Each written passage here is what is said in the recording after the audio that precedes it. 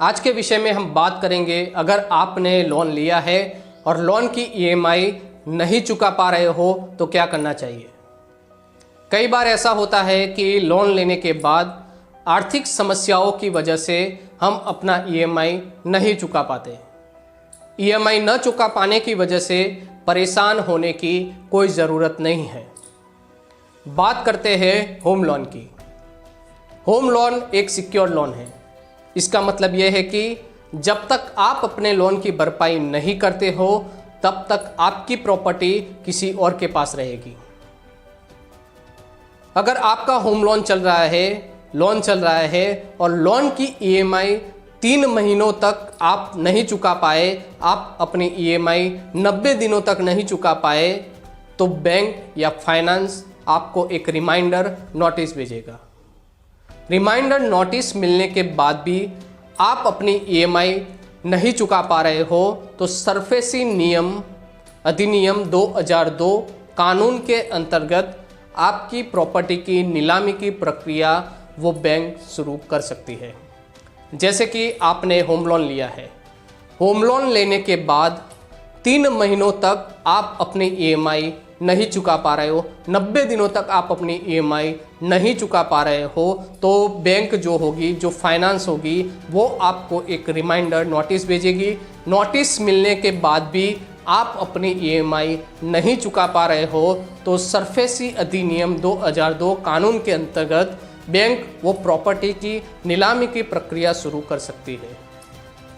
आज हम कुछ ऐसे तरीकों के बारे में बात करते हैं जो आपको अपनी ईएमआई भरने में आपकी मदद कर सकते हैं। सबसे पहला तरीका, लोन बीमा का यूज़ करें।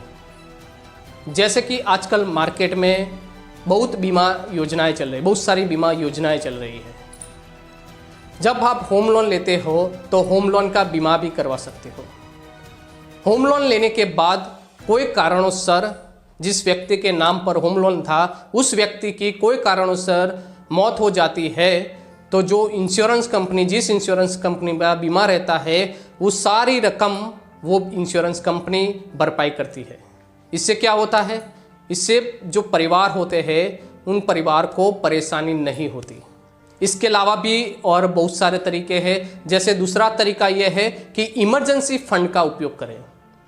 इमरजेंसी फंड अगर आपके पास है तो इमरजेंसी फंड आपको ईएमआई और डिफ़ॉल्टर होने से बचा सकते हैं। कई बार क्या होता है, नौकरी चली जाती है, बिजनेस नहीं चल रहा होता है, बिजनेस बंद हो जाता है, तो इन सब परिस्थितियों में अगर आपके पास कोई इमरजेंसी फंड है तो इमरजेंसी फंड आपको मदद कर सकता है।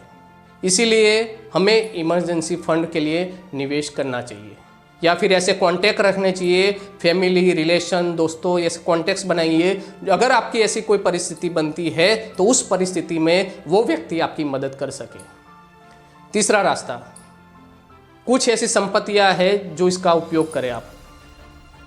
जैसे कि समझ लीजिए कि आपके पास बीमा भी नहीं है, आपके पास इमरजेंसी फंड भी नहीं है, तो आपके पास अगर कोई एक्स्ट्रा ऐसी कोई संपत्ति है, समझ लीजिए कि आपके पास कोई सोना हो, गाड़ी हो, बाइक हो, इलेक्ट्रॉनिक्स का कोई सामान हो, ऐसी कोई भी चीज़ अगर आपके पास है जो एक्स्ट्रा है, आपको लग रही है कि एक्स्ट्रा है, तो उसको बेच के भी आप अपना ईएमआई का जो भी प्रॉब्लम होता है वो प्रॉब्लम को सॉल्व कर सकते हो। आप उस समस्या से बाहर निकल सकते हो। अगर आपके पास नहीं बीमा है, ना ही इमरजेंसी फंड है, तो ऐसी कोई भी संपत्ति हो तो उस संपत्ति को आप बेचकर अपना ईएमआई भर सकते हो, उस परेशानी से बाहर निकल सकते हो। चौथा ऑप्शन, लोन दाता से बात करिए। अगर समझ लीजिए कि आपके पास ना ही कोई बीमा है, ना ही कोई इमरजेंसी फंड है, ना ही कोई ऐसी कोई संपत्ति है, तो लास्ट ऑप्शन ये है कि लोन दाता से बात करिए जहां से आपने लोन लिया था।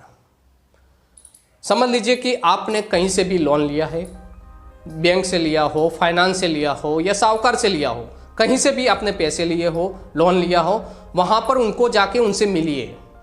उनको आप अपनी स्थिति से अवगत कराइए, अपना ट्रैक रिकॉर्ड दिखाइए कि नहीं, मेरी फ़िलहाल परिस्थिति नहीं है, मुझे अगर इतना समय मिलता है तो मैं इस समय में इतना जो ईएमआई है, अपना लोन का जो अमाउंट है वो पे कर दूंगा।